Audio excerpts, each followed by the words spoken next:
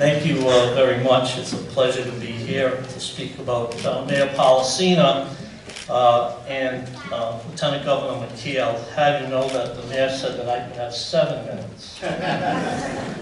Not 5, not 10, but exactly 7. I do want to congratulate the newly elected and re-elected members of the Johnston Town Council. I'm personally familiar with 2 of them. Linda Foca Rally has been elected to the council, and she's continuing in her fine family's tradition. She's the niece of Lieutenant Governor at one time, Giovanni Foca Rally. And the older people here on the stage remember the Lieutenant Governor, and I put myself in that category with the rest of us. But congratulations, Linda, and also Joseph Polisena Jr., who I watched, and many of us watched grow up while we were in the Senate. When he was just a very, very young boy, we watched him grow up. We watched him go through law school. I had the privilege of having him as my intern in both the district court and the Superior Court, and I'm really happy to see him get involved in public service. Congratulations, Joe. I know your family's very proud of you.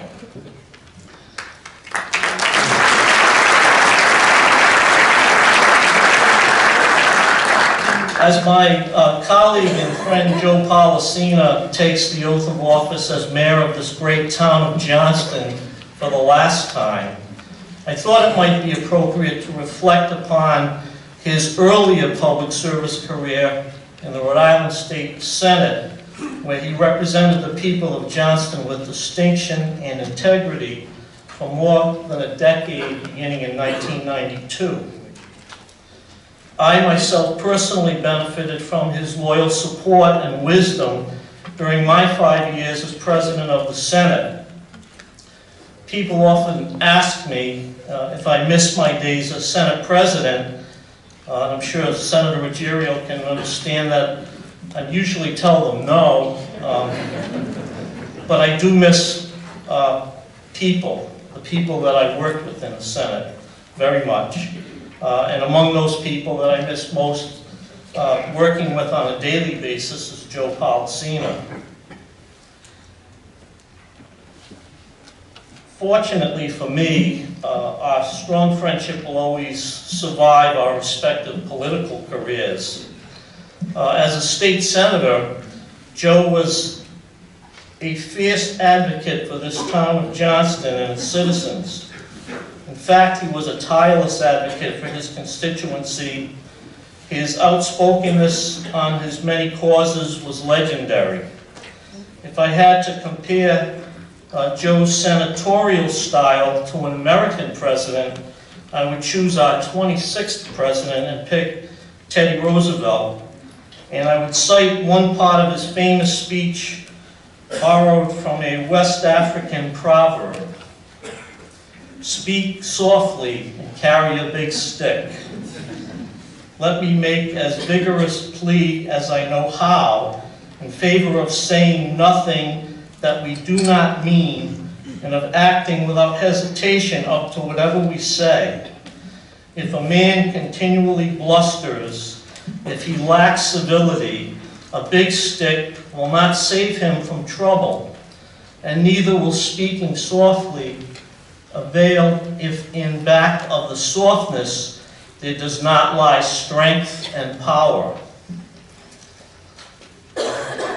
There have been several governors, speakers, Senate presidents, mayors, and council people who can surely attest that Senator Polisena carried a big stick, says nothing that he does not mean, acts without hesitation to back up his strong beliefs, acts with civility when he blusters, and despite his strength and power, approaches his public service with great fervor while treating others with compassion and respect. And when it comes to advocating for the town of Johnston and his constituents, Joe is a passionate fighter, and oh yes, very successful.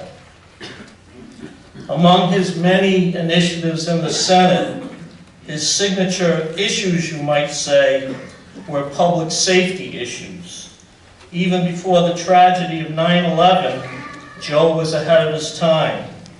He championed the most important measures against drunk driving, such as the .08 legal limit law and imposing stiffer penalties for refusal to take a breathalyzer test.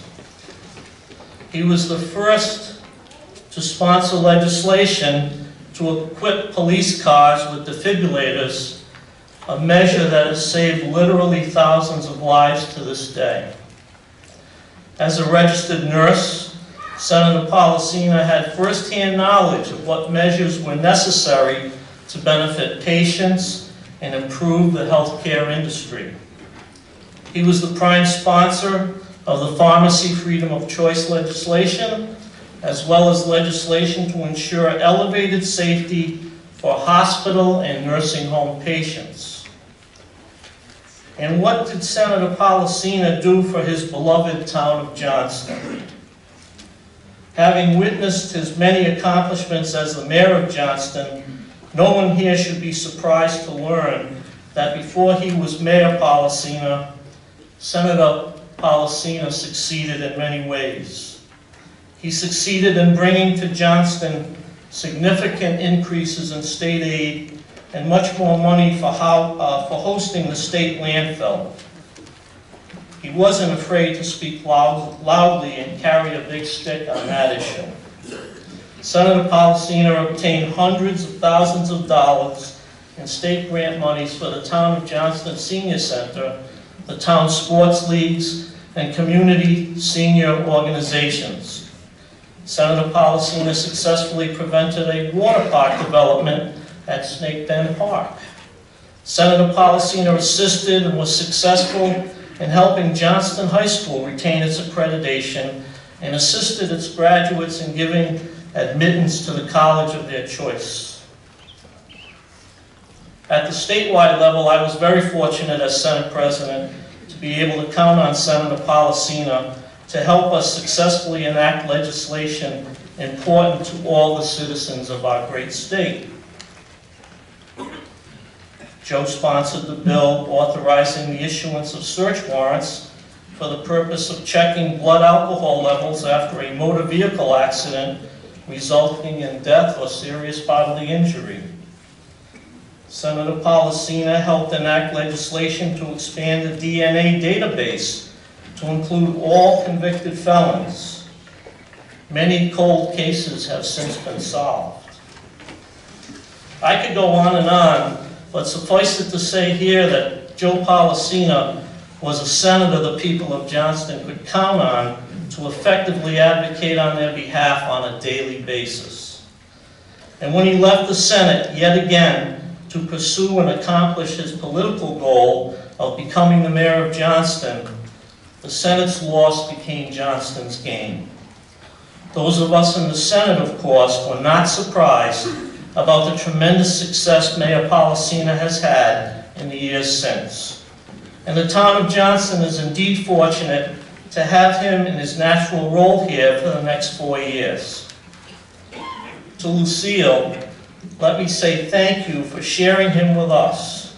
I can assure you all that the loving spouses of a public figure pay a particularly hefty price for that sharing. And Lucille, you have done that with grace and dignity, and we thank you.